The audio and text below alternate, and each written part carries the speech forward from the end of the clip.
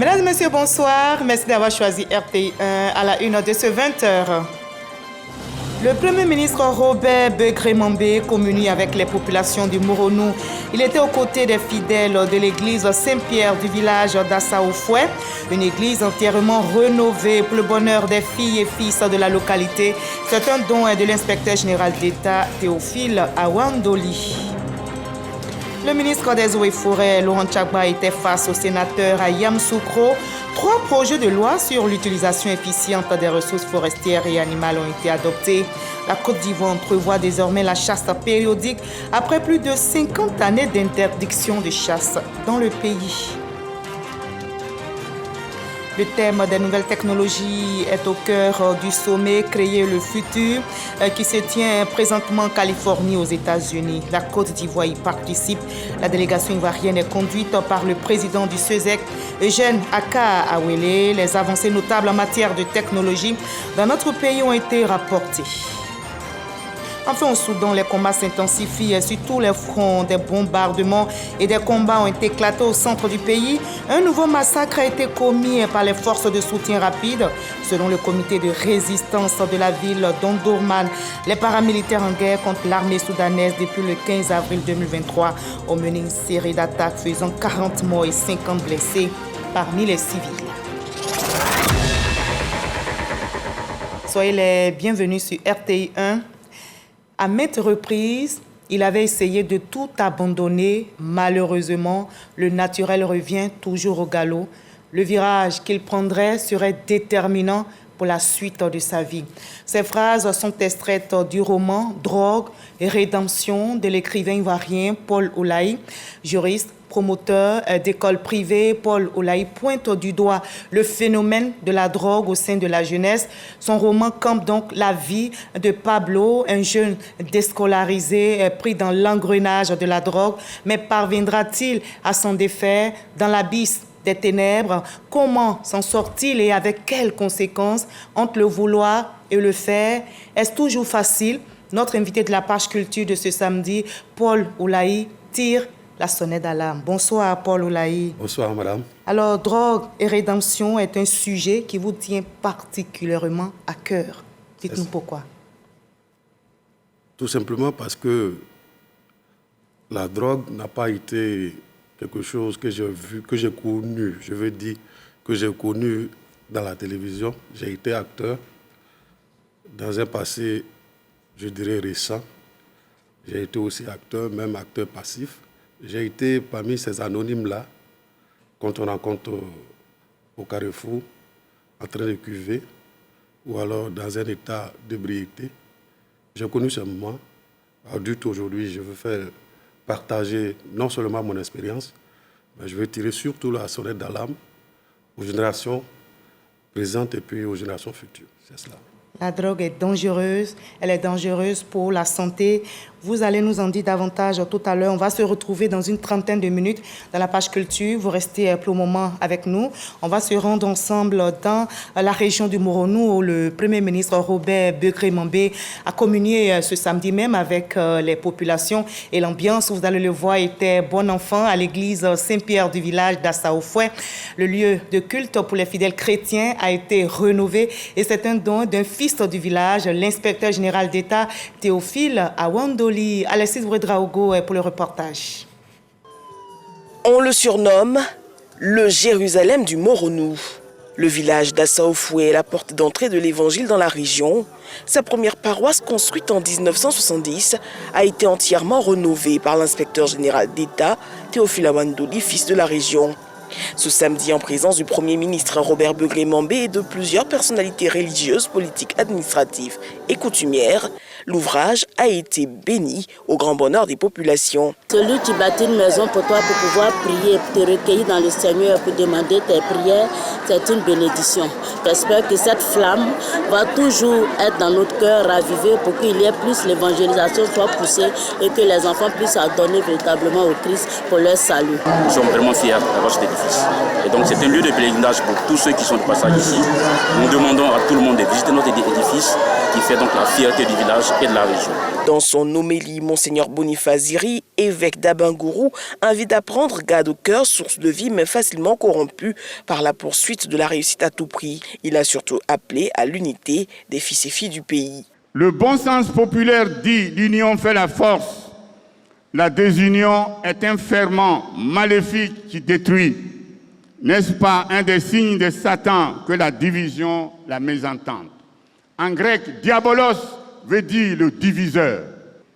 Tournons-nous vers l'Esprit Saint. Le monde d'aujourd'hui est tragiquement marqué par un esprit de ce genre qui empêche les couples de s'entendre, des parents et des enfants de se parler, des cadres de se mettre ensemble pour développer leur village, leur ville. Que le Sacré-Cœur de Jésus nous trempe toujours au feu de l'amour divin pour extirper de nos cœurs les causes de nos mésententes, de nos divisions maladives, pour que nous puissions donner le témoignage fidèle de la communion et de la vraie fraternité. Bénédiction de l'autel, l'occasion pour Théophile Awandoli de dire sa reconnaissance à Dieu pour ces 12 années de travaux. Il a fallu en réalité une totale reconstruction. Mais par la grâce de Dieu, 12 ans après, nous voilà aujourd'hui à la bénédiction de cette église. Mon sentiment personnel est un sentiment de satisfaction d'avoir réussi à faire ce don à Dieu. Salomon a dit, et je cite, et je m'approprie, Seigneur, daigne exaucer la supplication de ton serviteur et de ton peuple, chaque fois qu'ils prieront à ces lieux. Le chef du gouvernement, invité de ce jour, a fait plusieurs dons à la paroisse avant d'exhorter les fidèles et la population à croire en Dieu. La beauté de ce temple reflète la profondeur de la foi de ceux qui l'ont bâti. Ce qui est le plus important, quand on a fini de bâtir le temple physique que les yeux peuvent voir, il faut maintenant bâtir le temple intérieur que les yeux ne voient pas, mais que seules les actions que nous posons permettent de comprendre, de lire et de voir que Dieu est en vous ou en nous. Comme pour la prière du roi Salomon, la paroisse Saint-Pierre de Assaoufoué se veut désormais un lieu d'exaucement. Les sénateurs réunis en commission ont adopté du côté de Yamoussoukro 3 projets de loi sur l'utilisation efficiente des ressources forestières et animales. Et ces projets ont été présentés par le ministre des Eaux et Forêts, Laurent Tchagba. Après plus de 50 années d'interdiction de chasse, notre pays entrevoit désormais la chasse périodique. En outre, de nouvelles dispositions ont été prises pour protéger les éléphants sur le territoire national. Kader Sogodoro. Le ministre des Eaux et Forêts, Laurent Tchagba, est au Sénat. Il soumet, au nom du président de la République, 3 projets de loi relatifs à la protection de la flore et de la faune, à la Commission de la recherche, de la science, de la technologie et de l'environnement. S'appuyant sur la loi de 1965, un arrêté pris en 1974 consacrait la fermeture de la chasse en Côte d'Ivoire. Depuis cette époque, le gibier consommé était le fruit du braconnage. En la matière, le ministère des Eaux et Forêts révèle que la consommation de viande de brousse est estimée à 77 545 tonnes l'année. Le flux monétaire est de l'ordre de 70 milliards de francs CFA. Plus de 2 millions de personnes interviennent dans le domaine. Avec l'introduction de l'élevage lié à une demande croissante de la viande de brousse, la chasse périodique est envisagée. Il y aura des périodes où la chasse sera ouverte et une fois que la période de chasse sera terminée, la chasse sera fermée pour permettre aux animaux de se reproduire. La Côte d'Ivoire est passée de 3000 éléphants dans les années 70 à 80 aujourd'hui. Le pays veut protéger son emblème en garantissant la survie des éléphants à travers des dispositions légales. Nous avons proposé que de manière spécifique, une loi soit faite pour pouvoir protéger notre symbole et faire en sorte que des dispositions soient prises et que les populations soient sensibilisées suffisamment pour apporter une attention particulière aux éléphants. Il en sera ainsi pour le commerce international des espèces de faune et de flore sauvages menacées d'extinction. De nouvelles dispositions ont été adoptées. Le sénateur Lamine Konaté, président des séances, et l'ensemble des membres de la commission ont dit oui à l'unanimité aux 3 projets de loi. Le secrétaire exécutif de l'Organisation du traité d'interdiction complète des essais nucléaires est en visite à Abidjan et il s'est rendu sur plusieurs sites, notamment le Centre national de recherche en sismologie et climatologie, c'est près de Tabo. Il était en compagnie du ministre de l'Enseignement supérieur et de la Recherche scientifique, Adama Diawara, commentaire signé Sephora Zegui. La station géophysique de Lamto, explorée par le Dr Robert Floyd, et le professeur Adama Diawara. Conscient du rôle que joue ce centre au niveau de l'organisation qu'il dirige, le secrétaire exécutif de l'OTIS est venu voir comment fonctionne ce centre qui est un partenaire de choix pour l'organisation du traité d'interdiction complète des essais nucléaires. J'ai été impressionné par la station géophysique de Lamto. J'ai eu la preuve de l'implication véritable du gouvernement ivoirien dans les activités de l'OTIS.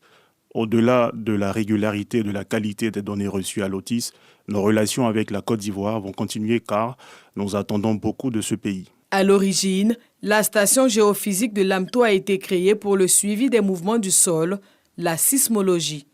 Elle est sous la tutelle du ministère de l'Enseignement supérieur et de la Recherche scientifique. Pour nous, ce qui est important, c'est le fait que la station géophysique de Lamto fait partie du système international de surveillance du TIS, c'est-à-dire du traité d'interdiction complète des essais nucléaires. Donc d'une manière ou d'une autre, vous comprenez que nous sommes le Centre national de données de la Côte d'Ivoire qui enregistre les données sismiques, infrasonores et les envoie à l'OTIS à Vienne. Et c'est le patron de l'OTIS, Dr Floyd, qui nous rend visite. Donc vous comprenez bien que c'était tout à fait normal que le Dr Floyd vienne rendre visite à la station géophysique de Lamto pour savoir comment fonctionne ce Centre national de données, qui est un partenaire de choix pour l'organisation qu'il dirige. Le Dr Robert Floyd a également visité les stations PS15 sismiques et IS-17 infrasons situées à Assebrokro, à quelques encablures de Dembokro. Créée le 12 juillet 1968, la réserve scientifique de Lamto est située à la pointe sud du Vébaoulé, dans le département de Tabo. Et un autre sujet concentre l'attention dans ce 20, construire le futur avec les nouvelles technologies. Ce sujet, justement, est au centre d'un sommet qui se tient en ce moment dans l'État de Californie, aux États-Unis, et la Côte d'Ivoire y participe. Au nom de notre pays, le président du CESEC, Jeune Aka Awele, a exposé sur l'importance des nouvelles technologies dans la transformation des économies africaines et les avancées notables en matière de technologie en Côte d'Ivoire ont été rapportés. Walter Madou Ouattara depuis les États-Unis d'Amérique. États-Unis d'Amérique, l'université de Berkeley en Californie accueille le sommet Construire le futur avec les nouvelles technologies. Ils ont réussi à pouvoir injecter de l'argent qui a servi à financer des startups qui se sont développées au niveau de la Silicon Valley en leur donnant des marchés publics. Étant les premiers clients de ces startups. Donc c'est ce qu'on va essayer de répliquer aussi au niveau du gouvernement, mais aussi l'implication du secteur privé. Si nous pouvons créer cet état d'esprit dans nos établissements, que lorsque les étudiants arrivent, ils viennent avec des idées et ils cherchent vraiment à utiliser les ressources dont dispose l'école pour mettre en valeur cet esprit que nous voulons créer. C'est ce que nous avons découvert ici en Californie. Récemment, la Côte d'Ivoire était à Vivatech. Aujourd'hui, c'est Create the Future. En septembre, à Washington, D.C., c'est DC Startup Week. C'est vraiment encouragé. Il faut que nos décideurs, accompagnés de ceux qui sont dans l'opérationnel, puissent participer à ces grands routes pour venir, je dirais, s'imprégner de la réalité de ce monde qui est en constante mutation. Selon le président du CESEC, organe consultatif, depuis 2011, la Côte d'Ivoire a entrepris une transformation économique remarquable. En 2021, le secteur des télécommunications a généré un chiffre d'affaires de 1 212 milliards de francs CFA, soit environ 3% du PIB national. Madame l'ambassadeur des États-Unis. Côte d'Ivoire nous a invités à 2 événements, à un panel qui a pour terme construire le futur. Et après ce panel, il s'agira pour nous de participer à une mission commerciale dont l'objectif majeur est de booster les échanges entre la Côte d'Ivoire et la région de la Californie. Grâce aux efforts conjugués, notre pays se positionne désormais au 4e rang en Afrique de l'Ouest et au 17e rang sur le continent africain selon l'indice de développement des technologies de l'information. Cette mission vise à faire davantage évoluer la dynamique. Voilà, et la Côte d'Ivoire qui continue de briller. La Côte d'Ivoire, justement, est championne du monde en informatique. Le pays a été fièrement représenté par son fils, Yacouba Diakité. L'étudiant champion du monde en informatique en Chine a été célébré pour son talent exceptionnel. Notre champion, vous allez le voir, a été reçu par le ministre de la Transition numérique et de la digitalisation, Khalil Konaté. Sidonie Davila pour le récit. Sacré champion du monde en informatique, Yacouba Diakité est de retour au pays. Ce mercredi, le ministre de la Transition numérique et de la digitalisation, Khalil Konaté, a tenu à recevoir le jeune champion pour lui exprimer les félicitations de la nation. L'informatique est bien plus qu'une simple passion pour moi. C'est un domaine qui éveille ma curiosité. Remporter ce titre prestigieux représente pour moi non seulement une réussite personnelle, mais aussi le fruit d'un travail acharné. Mes remerciements s'adressent à son Excellence, M. Alassane Ouattara, président de la République, pour la promotion de l'excellence. Le ministre a salué l'exploit de Diakité tout en soulignant son importance pour la jeunesse ivoirienne et le secteur numérique. Son Excellence, Monsieur le Président de la République, a décidé de faire en sorte que nous introduisons les technologies numériques dans tous les secteurs d'activité en Côte d'Ivoire. Monsieur Diakité, voilà le challenge que le président de la République nous donne. Et le fait que vous soyez premier dans le monde en matière donc de développement informatique nous donne l'espoir que les centres d'innovation que nous voulons construire seront dirigés par des Ivoiriens comme vous. Yacouba Diakité est un ancien élève de l'École supérieure africaine des technologies, de l'information et de la communication ESATIC. Ses anciens camarades de classe et le personnel de l'école présents à la cérémonie ont exprimé leur fierté de le voir exceller. Le jeune champion a reçu plusieurs présents. Cette marque de reconnaissance a également été étendue à sa famille biologique résidant dans la commune d'Atekoubé. Une délégation conduite par le ministre de la Transition numérique s'est rendue chez ses parents. Le Premier ministre me charge de vous annoncer officiellement que le président de la République lui a demandé de prendre en charge entièrement l'année 2024-2025 de votre fils à Tunis. Yacouba Diakité est étudiant en cycle ingénieur en data science à l'université TECAP de Tunis, en Tunisie. Major de sa promotion, il a brillamment décroché le titre de champion du monde en informatique face à 170 000 étudiants issus de 80 pays. Voilà, la Côte d'Ivoire qui s'illustre donc de la plus belle des manières en informatique, mais aussi en sport. Vous vous souvenez donc, les éléphants footballeurs nous avaient honorés lors de la CAN 2023 en remportant la Coupe d'Afrique des Nations. Et bien maintenant, le ministère du Tourisme et des Loisirs a organisé un séminaire post-bilan donc de la CAN à l'intention des directeurs des bureaux du tourisme à l'étranger. Et cette rencontre a pour objectif de scruter, bien sûr, les retombées de la CAN sur le secteur touristique ivoirien. Patricia Mouetia pour ce reportage. Cette rencontre vise à partager les bonnes pratiques afin de positionner la Côte d'Ivoire comme une destination touristique de premier plan. La stratégie Sublime Côte d'Ivoire a été au cœur des discussions avec une nouvelle approche méthodologique pour les bureaux du tourisme pour l'étranger. Il y a beaucoup d'entreprises marocaines qui opèrent en Côte d'Ivoire Et ceux qui ont l'intention, les potentiels investisseurs qui viennent à l'ambassade aussi, qui ont vraiment l'envie de venir investir ici, et nous le font savoir. À son tour, Fatmata Kouma, directrice des services extérieurs, a souligné l'importance de cette rencontre qui vise à tirer profit des retombées de la CAN et engager des actions de promotion. Tous ces directeurs sont la représentation du ministère du Tourisme à l'étranger. Et leur premier rôle, c'est de vendre la destination Côte d'Ivoire. Le fait de les rencontrer pour faire un séminaire post-CAN, le bilan de la CAN, leur parler des retombées de la CAN, ça leur donne du contenu et ça leur permet de partager la vision du ministre pour maximiser la stratégie, l'impact de la stratégie Sublime Côte d'Ivoire. Le ministre Yandou Fofana a mis l'accent sur l'importance de la digitalisation et de l'innovation dans la promotion de la destination ivoirienne.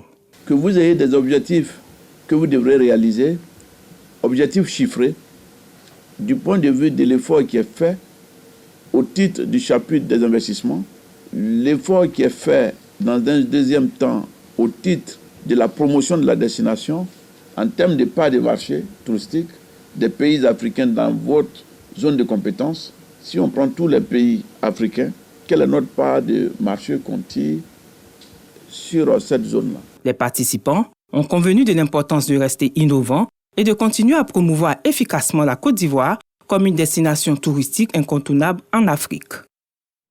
Et parce que justement le développement est en marche en Côte d'Ivoire. Le samedi 29 juin prochain, la ville de Divo va abriter un giga meeting d'hommage des populations au président de la République, Alassane Ouattara, pour ses actions de développement réalisées dans l'ensemble du pays et singulièrement dans la région du Logibwa. Et bien pour que cette cérémonie soit une réussite, le président du conseil régional du Logibwa, le ministre Amédée Kofi Kouakou, mobilise toutes les forces vives. Mama Traoré, le reportage.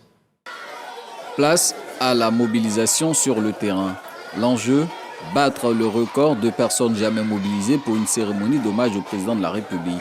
C'est le défi que s'est fixé le ministre Amédée Kouakou, président du conseil régional du Logibwa et organisateur en chef de ce meeting prévu le samedi 29 juin prochain à Divo.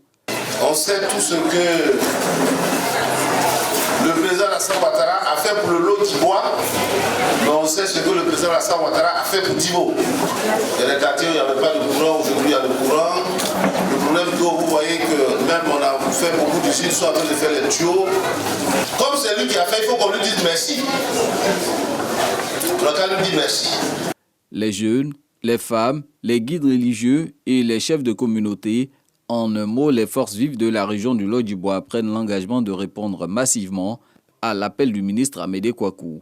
Nous invitons tous nos frères de la zone forestière à venir le 29 juin pour soutenir les actions de développement du président de la République. J'invite, moi, ma communauté, à travers mes chefs de communauté très dynamiques, qui vont nous aider, qui vont m'aider à aller de maison à maison, de communauté à communauté, pour dire à leur groupe que venez dire merci. Nous allons sortir nombreuses pour venir dire merci au président de la République. Pour ce meeting d'hommage au président de la République du samedi 29 juin prochain à Divo, le comité d'organisation entend mobiliser des milliers de personnes. Le district des montagnes se prépare aussi à rendre hommage au président de la République, Alassane Ouattara, en reconnaissance aux actions de développement. La ministre d'État, Anne Désiré Oloto, présidente du comité d'organisation, s'active avec son équipe. Eugène Atoubé. L'hommage et la reconnaissance des populations du district des montagnes au président de la République, Alassane Ouattara, doublé de la visite dans cette partie du Grand Ouest ivoirien du vice-président Koné Tiemoko Millier. L'événement se prépare avec minutie. Les autorités, élus et cadres des 3 régions qui composent ce district multiplient les rencontres, comme celle-ci, réunissant les responsables de commissions sous la supervision de la ministre Anne Désiré Oloto. Nous allons entreprendre donc des visites de terrain pour sensibiliser, informer nos chefs, pour informer tout le corps social de ces 3 grandes régions, faire en sorte que personne ne se laisse compter l'événement, personne. Nous voulons que ce soit un grand moment de rassemblement, de fraternité, de solidarité, de cohésion. La date de l'événement est désormais connue, le 14 septembre prochain, comme révélé par la présidente du comité d'organisation, la ministre d'État Anne-Désirée Oloto. L'information est déjà portée à toutes les populations des régions du Tonkui, du Guémon et du Cavali qui forment le district des montagnes. Ces populations, justement, sont exhortées à se mobiliser massivement pour réserver un accueil à la dimension de l'illustre hôte, en l'occurrence, le vice-président Koné Timoko Mélié. Et dans la même dynamique, exhortation aussi à faire de l'hommage et la reconnaissance au président de la République, une fête totale qui s'imprime dans la conscience collective comme un événement historique. Des activités auront lieu avant le 14 dans le Tonkpi, dans le Guémon, dans le Cavali, et nous allons faire l'apothéose à Guiglo le 14 septembre 2024. L'hommage du district des montagnes au président de la République s'inscrit dans un cadre éminemment républicain. Les commissions, selon leur domaine d'intervention, sont ouvertes à toutes les compétences du Guémon, du Tonkui et du Cavali. Par l'engagement de tous et la synergie d'action des filles et cadres sans exclusive, le district des montagnes va démontrer son unité, sa reconnaissance et son attachement au président de la République, Alassane Ouattara. Voilà, et le district autonome d'Abidjan fait aussi SAMU. Le Cercle des Amis de Cissé Bakongo apporte justement son soutien dans la modernisation de notre pays. Et dans ce cadre, donc, le mouvement a initié un panel, le thème évoqué, développement et solidarité. Olivier Kra, Jamagagui pour les explications. Démolition de quartiers précaires, de bidonvilles, interdiction du commerce ambulant sur les grandes artères et la mendicité sous toutes ses formes dans le Grand Abidjan. Voici autant d'actions menées par le ministre-gouverneur du district autonome d'Abidjan, Cissé Ibrahima Bakongo. Et pour soutenir ces réalisations, le Cercle des Amis de Cissé Ibrahima Bakongo, le CACIB, initie un panel. Thème retenu, développement et la solidarité, quel enjeu pour les populations du district. Objectif, éclairer les populations sur la vision du ministre-gouverneur. Aujourd'hui, la population se sent à l'aise. Il y a le bien-être de la population et le bien-vivre de la population. Le ministre-gouverneur, dans toutes ses prérogatives, c'est la loi. Donc moi, en tant que garant de la loi, notre souci, c'est notre soutien à ce niveau-là. Appeler les populations à adopter l'esprit citoyen au regard des différentes actions que le ministre est en train d'entreprendre pour le développement du district d'Abidjan. Ensuite, c'est pour les inviter à véritablement s'impliquer dans tout ce que le ministre-gouverneur est en train d'entreprendre, vu que ce qu'il est en train de faire, c'est pour le bien-être de toute la population abidjanaise. Composé d'enseignants-chercheurs, d'experts en communication et développement, le Cercle des Amis de Cissé Ibrahima Bakongo entend mobiliser ses troupes. Des motions de soutien ont été dites à l'endroit du président de la République et du ministre-gouverneur. À l'étranger, au Soudan, les combats s'intensifient sur tous les fronts. Des bombardements et des combats ont éclaté à Khartoum, au centre du pays. Un nouveau massacre a été commis par les forces de soutien rapide. Selon le comité de résistance d'Omdurman, ville séparée de Khartoum par un fleuve, les paramilitaires des forces de soutien rapide, en guerre contre l'armée soudanaise depuis le 15 avril 2023, ont mené une série d'attaques faisant 40 morts et 50 blessés parmi les civils. C'est une journée sombre pour Reporters sans frontières. Christophe Deloy n'est plus le directeur général de Reporters sans frontières, altéré sa révérence aujourd'hui samedi 8 juin à l'âge de 53 ans. Et selon l'organisation défendant la liberté de la presse à travers le monde, le Français est décédé des suites d'un cancer. Notez que RSF salue le travail d'un homme qui a su transformer l'association en un champion mondial de la défense du journalisme durant 12 ans. Nous sommes samedi, place dans l'instant culture de ce 20h.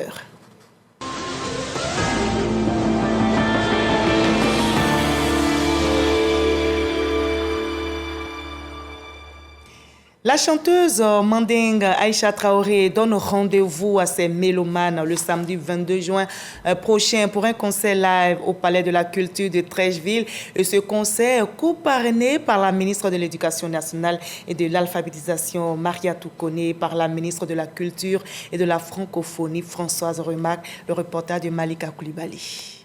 Elle a tissé sa toile dans l'univers de la musique religieuse islamique avec sa voix suave et berçante. Aïcha Traoré, artiste mandingue et autodidacte, promet un spectacle inédit sur la scène de la 1500 places du Palais de la Culture. Nous allons profiter de la fête, cette fête de la musique, pour venir aussi nous amuser, tout en dansant et en chantant. Le défi qu'il faut vraiment surtout relever, c'est de conquérir le cœur des Ivoiriens et aussi l'international. Alors j'invite tout le monde à sortir massivement, à venir nous soutenir et ils auront une autre facette d'Aïcha Traoré.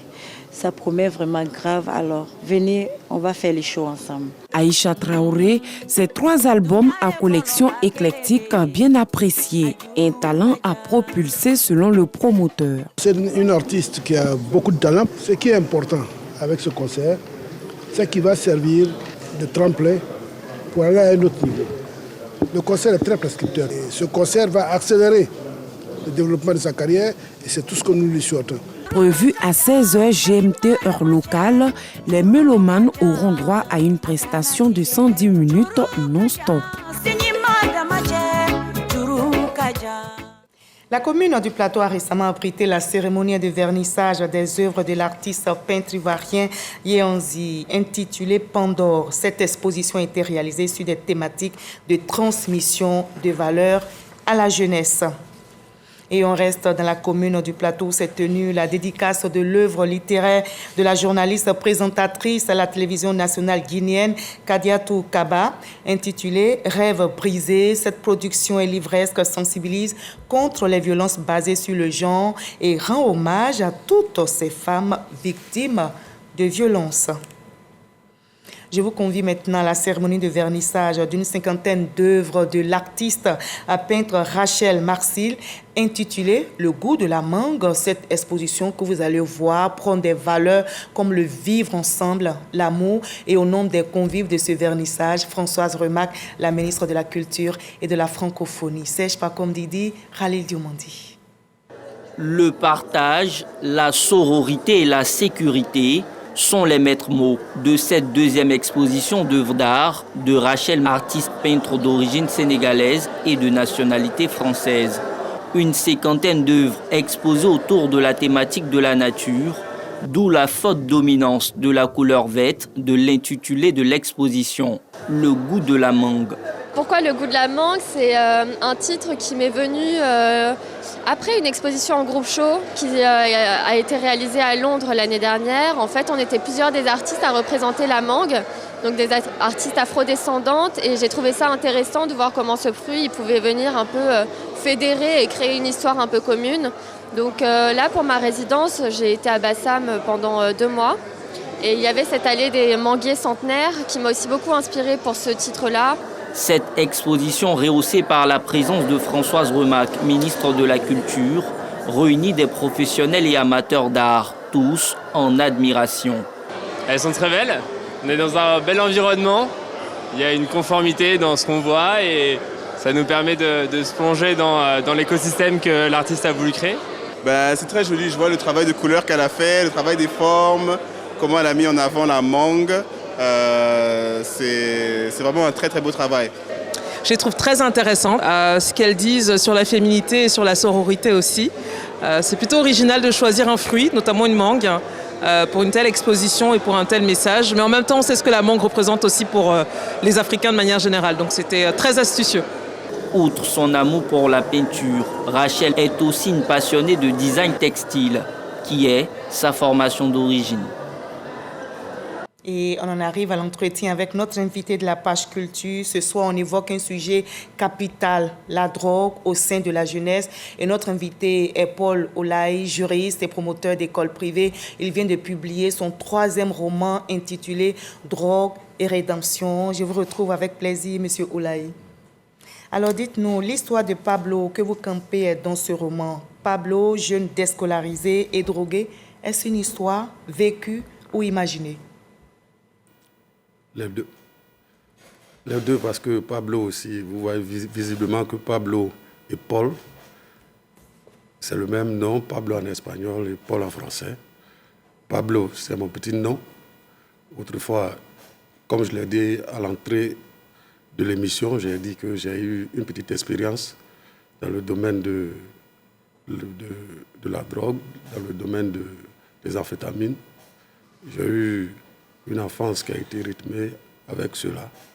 Aujourd'hui, adulte, j'ai cette œuvre qui n'est pas seulement une fiction, qui est plutôt un fait réel, un vécu réel, un vécu d'abord personnel, parce que le Pablo dont il s'agit n'est pas loin de moi. C'est lui le héros, mais en réalité, il n'est pas indemne, tout comme moi, comme je ne l'ai pas été autrefois. Heureusement, Pablo n'est plus un drogué parce que Pablo a réussi à s'en sortir. Justement, cette œuvre intitulée Drogue et Rédemption a été lue par nos reporters au niveau de la rédaction de RTI 1. Il s'agit de Sangaré et Jean Magagui. On va voir ensemble le résumé qu'ils en font et on en reparle. Vous voulez bien? Merci. On regarde. Drogue et rédemption, dernière œuvre de l'écrivain Paul Oulahi. Il raconte l'histoire du jeune Pablo déscolarisé et victime de mauvaise compagnie. Et il tombe dans la consommation de la drogue. L'auteur montre les causes et les conséquences de ce fléau. C'est un roman éducatif pour aider les enseignants à expliquer aux jeunes les risques liés à l'usage des stupéfiants. Natif de Bondoukou, Paul Oulahi est un écrivain de la nouvelle génération. Il tire ses inspirations des nouveaux phénomènes marquants de la rue. À son actif, plusieurs romans. Alors, dites-nous, Oulahi, c'est un sujet difficile et vous décidez de témoigner. Pourquoi? Parce qu'il faut bien le faire. Parce qu'il faut bien alarmer la jeunesse. Je suis d'ici, j'habite ici, mais dans mon déplacement à Abidjan, je veux beaucoup d'enseignes publicitaires. Mais pas une seule enseigne ne traite de la drogue. Je pense que la drogue, c'est un phénomène qui est omniprésent, parce que la drogue se retrouve partout. Les lieux où la drogue ne se retrouve pas sont très rares, parce qu'aujourd'hui, la modernité a fait que des choses domestiques, par exemple, qui étaient utilisées pour simplement une œuvre domestique, ces choses-là sont transformées aujourd'hui en drogue. Je prends le cas, par exemple, de l'essence, une chose courante. Mais aujourd'hui, l'essence est sniffée. Ce qui, visiblement, doit nous amener à nous interroger. Pourquoi est-ce qu'un truc aussi domestique, un truc aussi qui est partout, ceci peut servir à la drogue? Voilà pourquoi j'ai décidé de tirer la sonnette d'alarme, parce que j'ai déjà vu, et j'ai vu de mes yeux, et j'ai été aussi autrefois, mais je l'ai vu de mes yeux, la jeunesse actuelle n'a pas de limite concernant la drogue. Justement, on va donc essayer de nous plonger dans votre roman. C'est ça. C'est quand même une fiction parce qu'il y a des faits que vous avez imaginés, vous l'avez dit. C'est ça. Alors, qu'est-ce qui amène Pablo à la drogue? Quelles sont les causes? Qu'est-ce qui peut emmener ces jeunes qui vous écoutent aujourd'hui à la drogue? On va se référer à Pablo, votre personnage principal. D'accord. Mais Pablo arrive à la drogue par un concours de circonstances. Dans sa vie de jeune déscolarisé, il fait la connaissance d'un mentor, Bill, comme le dit dans le jargon, le vieux père. Ce vieux père qui peu à peu est devenu son ami, c'est ce vieux père-là, dans les contacts, qui va le conduire à la drogue. Au cours d'une soirée, une simple cigarette, qu'il a cru que c'était une cigarette, la cigarette a été pipée, ça veut dire que le tabac qui se retrouvait dans la cigarette a été retiré. Et c'est dans cette cigarette que le joint a été mis. Et c'est cette cigarette-là, cette seule et unique cigarette-là, qui va lui ouvrir la voie vers l'enfer, on va le dire. En réalité. Alors, dites-nous, Paul Oulahi, justement, à partir d'un seul joint, il plonge donc dans les ténèbres. Est-ce que c'est un message que vous voulez lancer? Qu'est-ce qui peut nous conduire à la drogue? Il y a aussi les mauvaises compagnies, parce que Pablo n'avait pas de bons amis. Le mauvais exemple, le mentorat, mon vieux père, ma vieille mère, et le mimétisme. Et ce sont des personnes souvent insoupçonnées qui ont des visages d'agneau, mais qui sont des loups à l'intérieur. C'est cela. Généralement, c'est comme ça. Le drogué, ce n'est pas écrit sur son front. Il faut évidemment être en contact régulier avec lui pour qu'il te montre cette voie-là. Et dans le cas de Pablo, c'est il a été conduit à la drogue par son mentor, par son vieux père, après une fête, une simple fête. Et c'est le cas aussi aujourd'hui de la plupart des jeunes qui, pour des fêtes ou alors pour autre chose, se trouvent entraînés de la drogue malgré leur volonté dans ces sphères-là. Et puis c'est difficile de s'en sortir après. On a vu que Pablo, à un moment, voulait s'en sortir, mais il n'arrivait pas. D'où vient cette addiction? Bon, l'addiction elle est d'abord alimentée par son entourage, parce qu'il fréquente d'abord les milieux de drogués et il n'a d'autre solution que de fréquenter ce milieu, puisque c'est dans ce milieu qu'il végète lui-même et c'est dans ce milieu aussi qu'il gagne son pain. Alors que, étant déscolarisé, ayant une petite blanchisserie, c'est certain qu'il n'allait pas réussir tout d'un coup à joindre les deux bouts.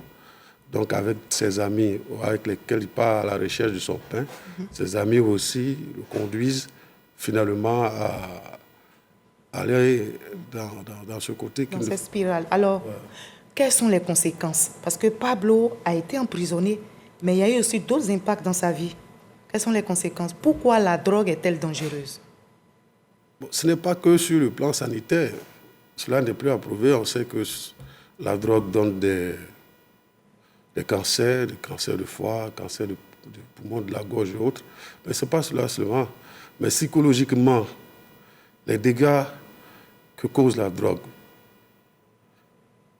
Quand on est drogué, on vit dans les vapes. Quand on est drogué, on ne perçoit pas la réalité.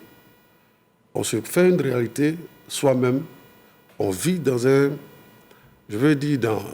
dans une bulle qui n'est pas la vie réelle. Et cette bulle-là, elle est alimentée de sorte qu'on se dise que ceux qui sont hors de cette bulle, c'est ceux-là même qui sont des insensés, qui ne voient pas l'importance de s'approcher ou bien de consommer la drogue. Donc, je voudrais dire que c'est cela qui a piégé Pablo. Les mauvaises compagnies d'abord, et puis bon, le fait qu'il gravite seulement... Et il a été emprisonné aussi. Si, emprisonné. Il était comme une loque humaine, vous l'avez dit, et vous l'avez imaginé.